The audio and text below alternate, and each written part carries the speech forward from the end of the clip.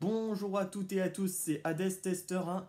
J'espère que vous allez bien. Moi ça va nickel, donc on se retrouve aujourd'hui pour une nouvelle vidéo pour faire la présentation de ma nouvelle manette Xbox Series X au Day One de la sortie de la Xbox Series X et de la Xbox Series S, c'est-à-dire le 10 novembre 2020.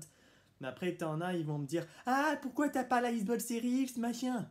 Ne t'inquiète pas, je vais voir pour acheter la Xbox Series X. Déjà là, je peux plus l'acheter parce qu'elle est en rupture de stock, mais je vais voir pour la commander à Noël.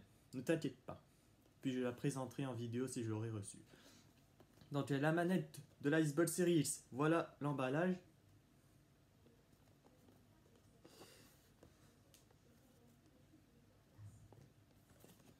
Donc cette manette, c'est une manette sans fil Carbon Black Xbox Series X.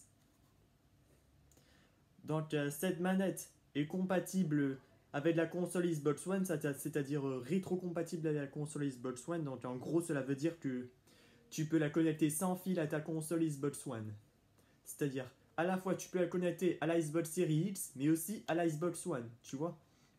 Donc nous allons partir sur les commandes. Donc là, tu as le bouton de partage qui se situe juste là. Ça te permet d'enregistrer tes parties. Par exemple sur Forza Horizon 3, sur Forza Horizon 2, sur Forza Horizon 3, Forza Horizon 4, sur Rocket League, etc. etc. Donc tu peux faire ça sans que tu aies besoin de mettre pause, tu vois. Grâce au bouton de partage là. Donc la croix, ça a un petit peu changé par rapport à celle de la manette de la Xbox One. Ensuite, l'arrière. Donc là, les touches. Je vais voir. Je vais me remémorer. LT et RT qui se situent juste là. Et ben là, ça contient des minuscules bosses. Et ben ça t'empêche de glisser le doigt au cas où tu accélères une voiture sur Forza Horizon 4.